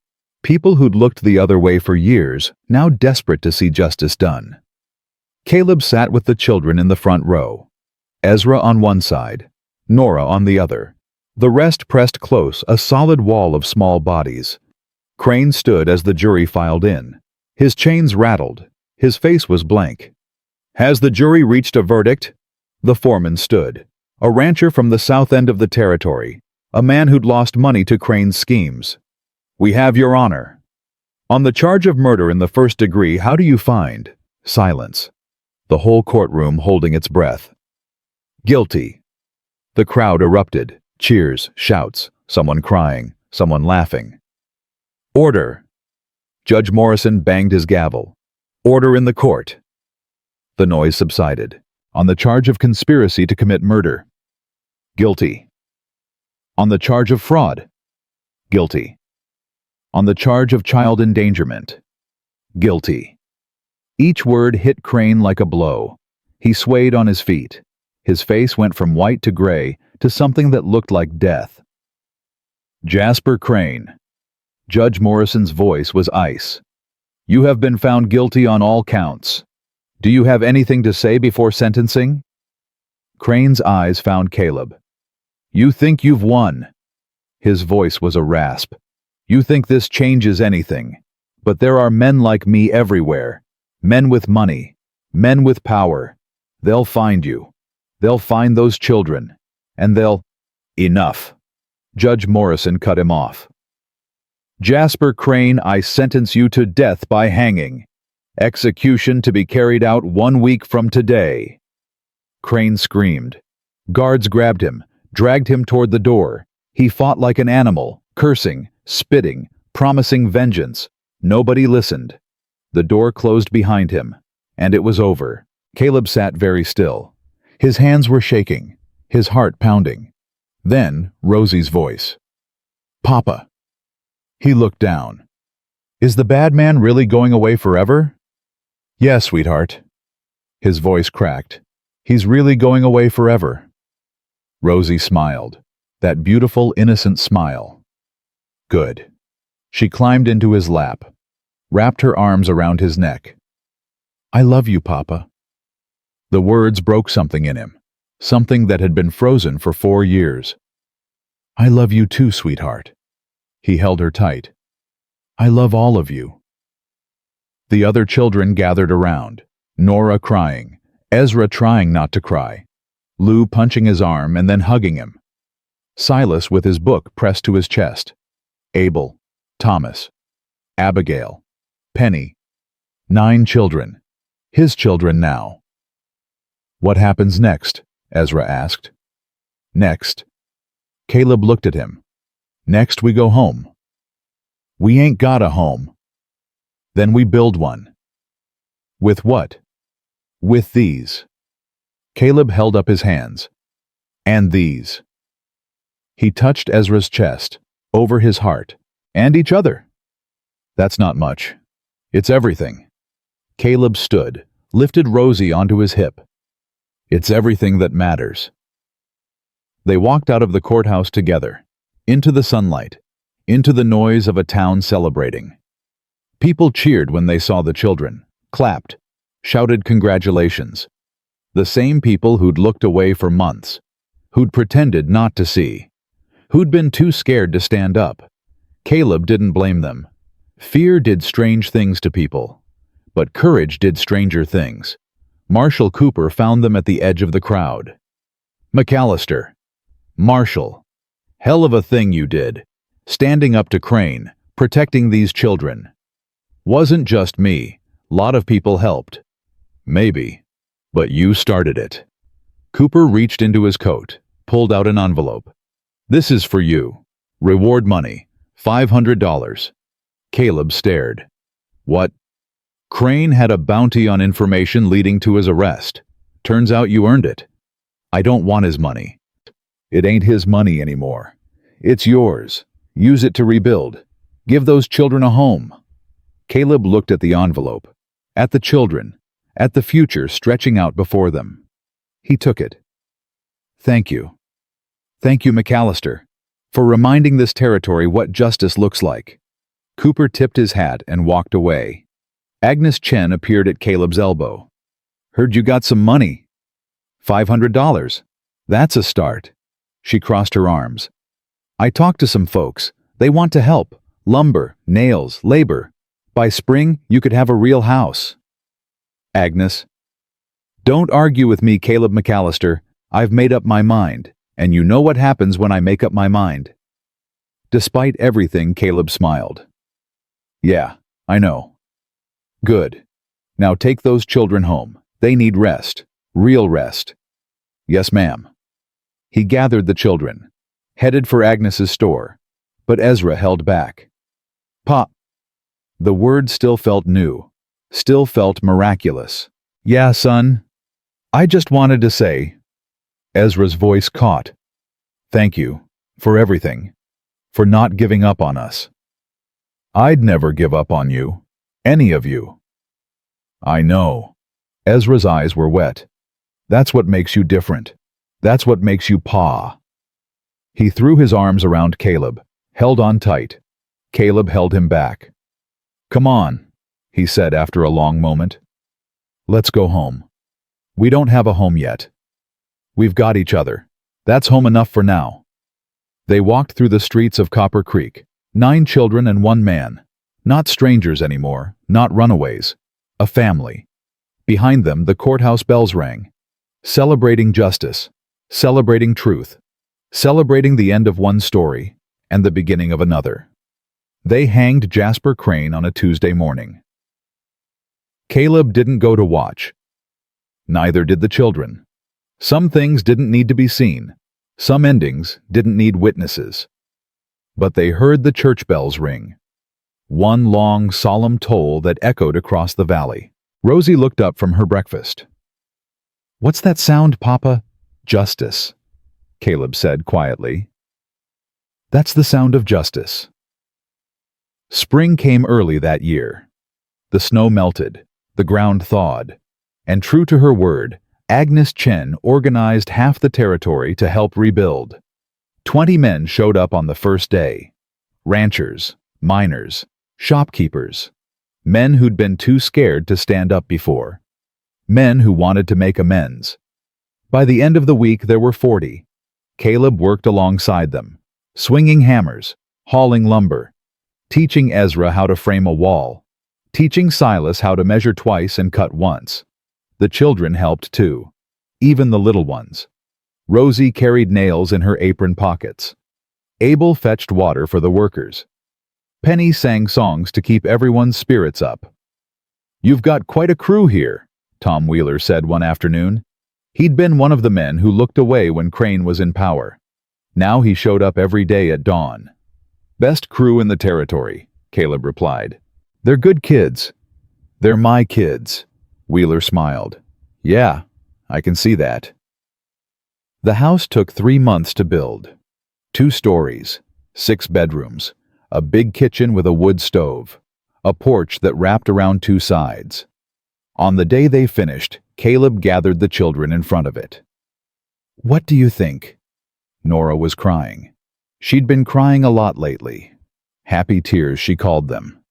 It's perfect. It's huge, Ezra said. His voice cracked. How'd you afford all this? I didn't. The town did. Caleb put his hand on Ezra's shoulder. Turns out when you stand up for what's right, people want to stand with you. Even people who were scared before. Especially those people. Fear's a hard thing to beat. But once you do, you never forget how it feels. Lou walked up the porch steps, ran her hand along the railing. It's solid. Should be. We built it to last. Like us. Caleb smiled. Yeah, like us. They moved in that afternoon. Each child picked their own room, argued about who got which bed, fought over closet space, normal things, family things. That night, Caleb cooked dinner for the first time in their new home. Stew and biscuits and apple pie that Agnes had sent over. 9 children gathered around the table, talking, laughing, stealing food from each other's plates. Caleb sat at the head watching, listening, feeling something he'd forgotten existed. Fullness. Pa, Abel's voice. He still spoke quietly, but he spoke every day now, every single day. Yeah, son? Can we say grace? The table went quiet. You want to say it? Abel nodded, his hands folded, his eyes closed. Thank you for the food. Thank you for the house. Thank you for Pa. His voice wobbled. And thank you for finding us when we were lost. Amen. Amen, the others echoed. Caleb's throat was tight. He couldn't speak, just reached over and squeezed Abel's shoulder. They ate until their bellies ached. Then Nora and Lou washed dishes while Ezra and Silas dried. The little ones played on the floor, finally warm, finally safe, Finally home. Around 9 o'clock, someone knocked at the door. Caleb tensed. Old habits. I'll get it. Ezra was already moving. Careful. Ezra opened the door. Froze. Pa, you need to see this. Caleb crossed to the door, looked out. A woman stood on the porch, 40 years old maybe.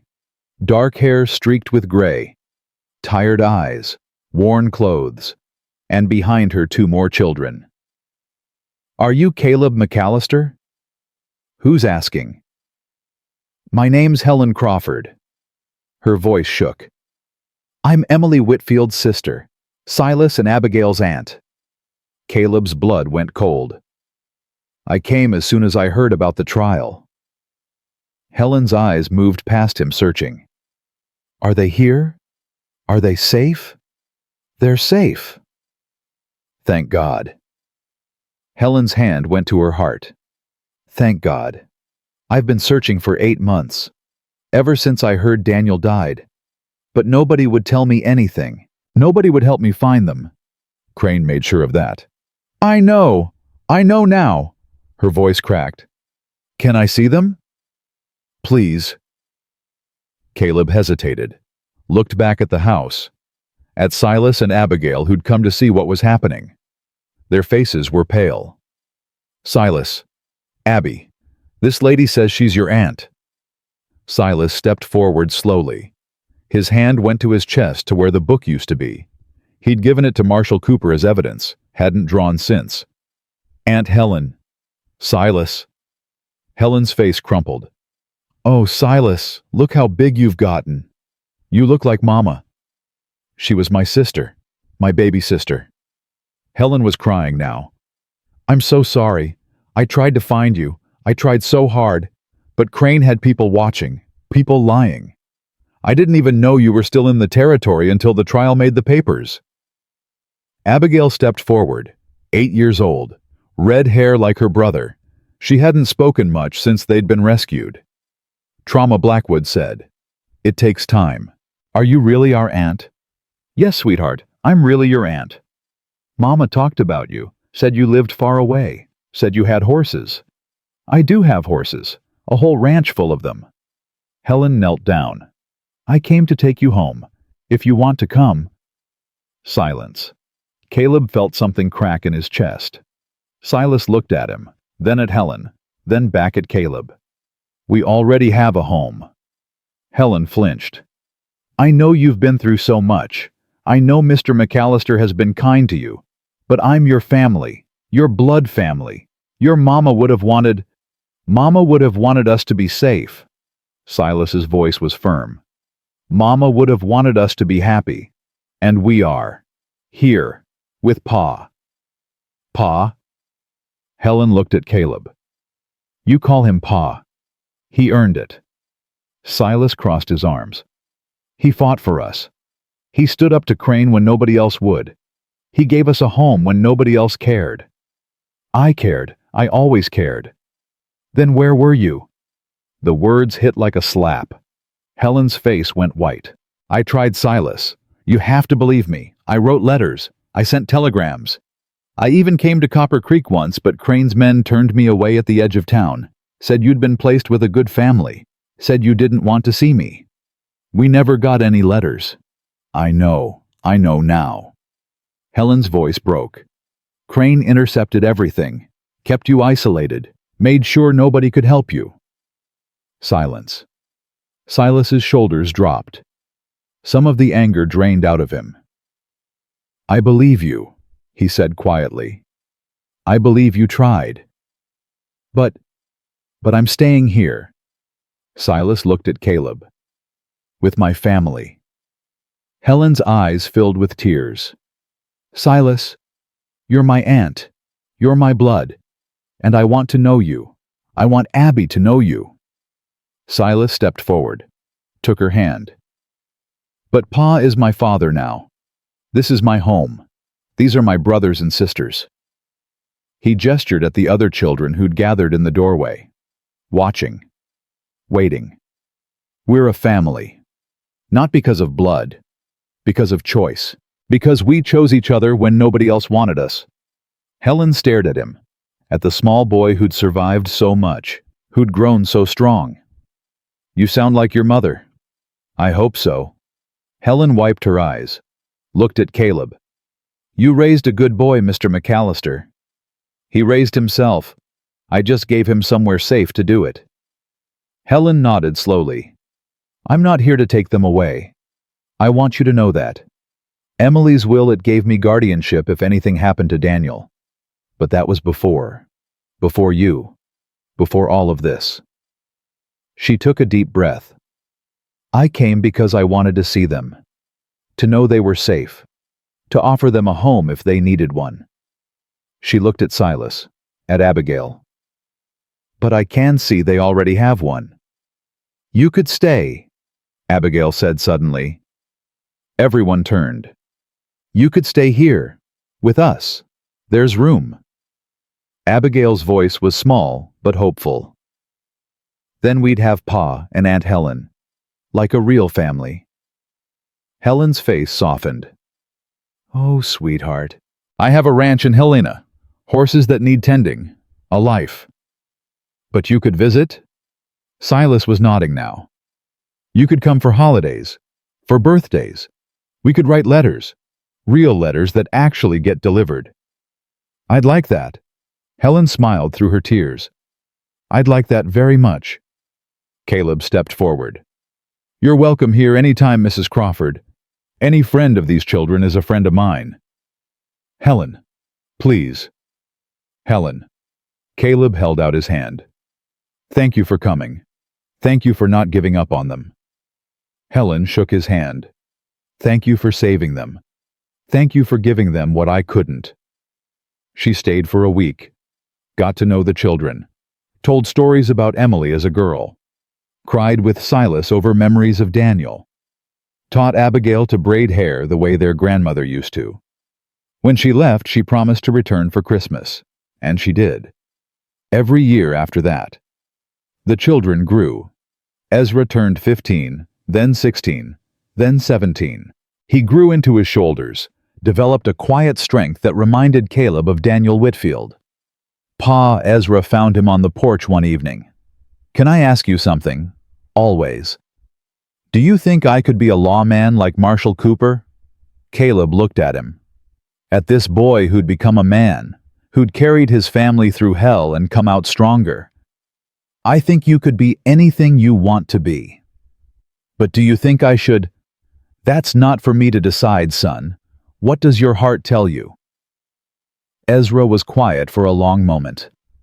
My heart tells me I want to protect people, the way you protected us. I want to make sure what happened to my family never happens to anyone else.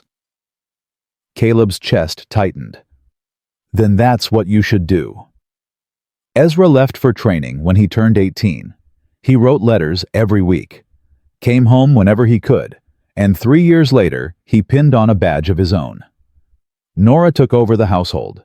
She had Ruth's gift for making a house feel like a home, for turning scraps into meals, for knowing exactly when someone needed a hug or a scolding.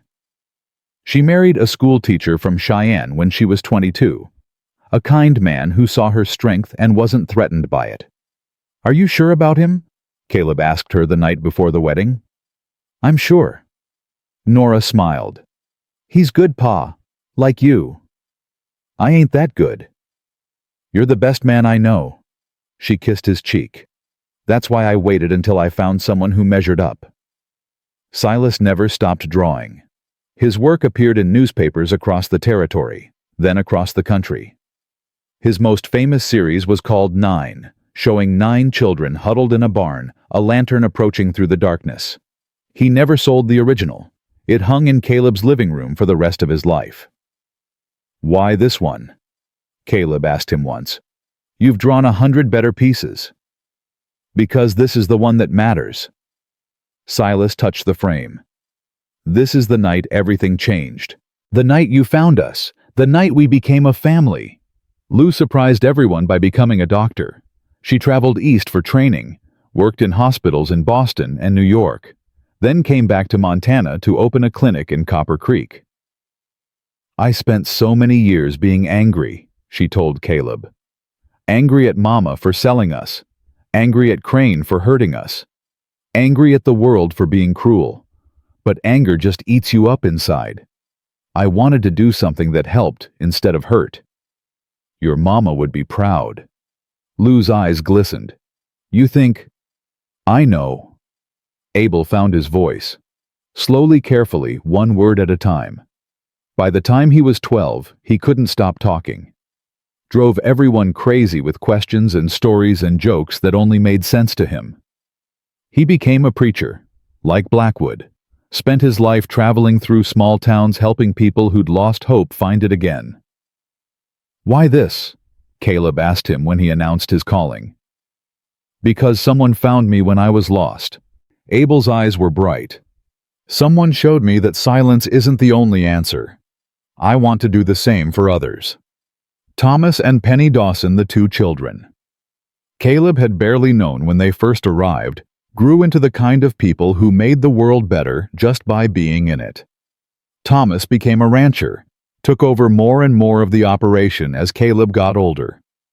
Had his father's gift with animals, his mother's quiet strength. Penny became a teacher, said she wanted to help children the way Caleb had helped her. Give them hope when they had none. Abigail wrote stories, filled notebooks with tales of adventure and romance and families who found each other against all odds. Her first novel was dedicated to Caleb. "For the man who taught me that love is a choice, not an accident." And Rosie.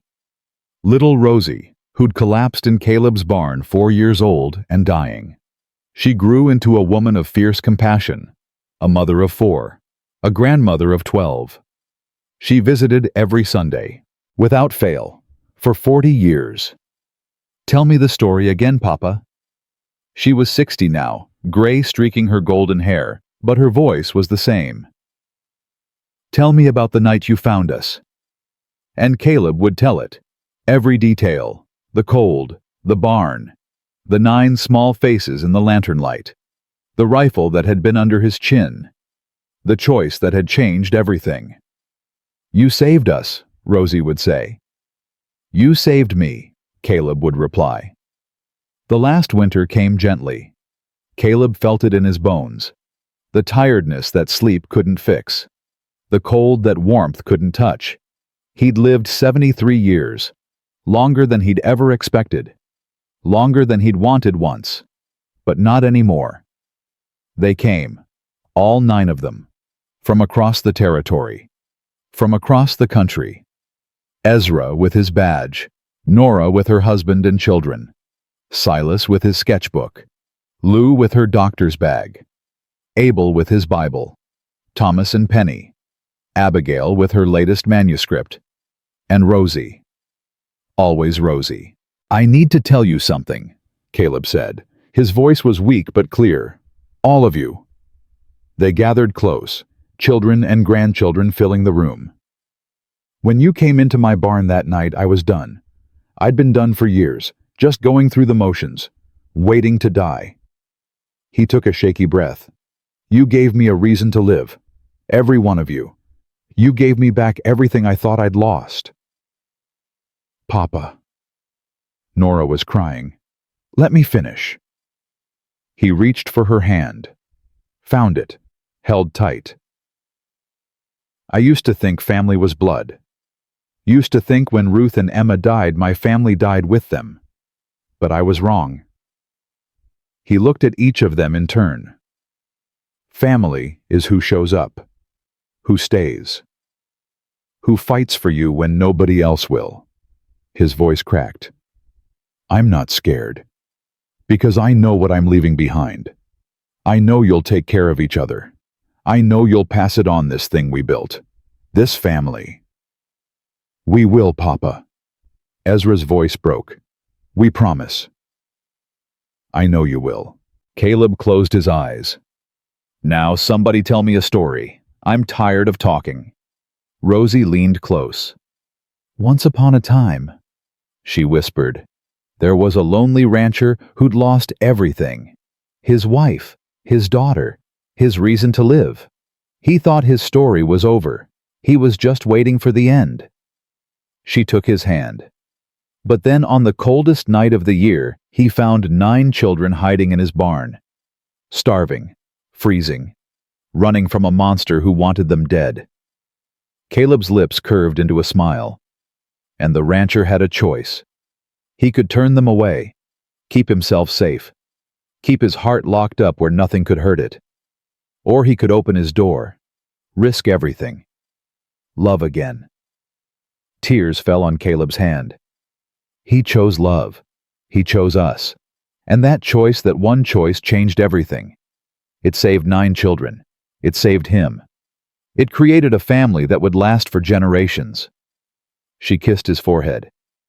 That's the story, Papa. That's your story. And it doesn't end here. It lives on in us, in our children, in everyone we touch. Caleb squeezed her hand one last time. Good story, he whispered. And then he was gone. They buried him next to Ruth and Emma, under the oak tree where he'd knelt so many times over the years. The whole town came out. 3 generations of McAllisters and Whitfields and Dawsons and Brennans. All of them family, all of them his. Rosie spoke last. My father used to say that family isn't about blood. It's about who you're willing to fight for, who you're willing to die for. She looked at the grave, at the 2 old ones beside it. He fought for us every day of his life. He died knowing we were safe, knowing we were loved, knowing his story would go on. She wiped her eyes. And it will. Forever. The children stood together as the sun set. 9 siblings, their spouses, their children, their grandchildren. A family built not from blood, but from choice. From love. From a lonely rancher who'd found 9 starving children on the coldest night of the year and decided they were worth fighting for. Rosie's granddaughter tugged at her sleeve. Grandma, tell me the story. About great-grandpa and the children in the barn. Rosie smiled through her tears. Once upon a time. And the story lived on. As stories do. As families do. As love does. Passed from hand to hand. Heart to heart. Generation to generation. Never dying. Never fading. Only growing stronger with each telling. Because that's the truth of it. Blood makes kin, but love makes family. And family, real family, the kind worth having, isn't something you're born into. It's something you build. Day by day. Choice by choice. One act of courage at a time. Caleb McAllister understood that. 9 children understood that. And now standing at his grave with the last light of day warming their faces, 3 generations understood it too. Some folks ask what makes a man risk everything for children he barely knew. The answer isn't complicated. It's just hard. You show up, every day, no matter how cold it gets, no matter how scared you are, no matter how much easier it would be to walk away. You show up, and when you do, when you choose love over fear, family over safety, hope over despair, something miraculous happens. You find out that saving someone else is the surest way to save yourself. That's not a story. That's the truth. And the truth doesn't need dressing up.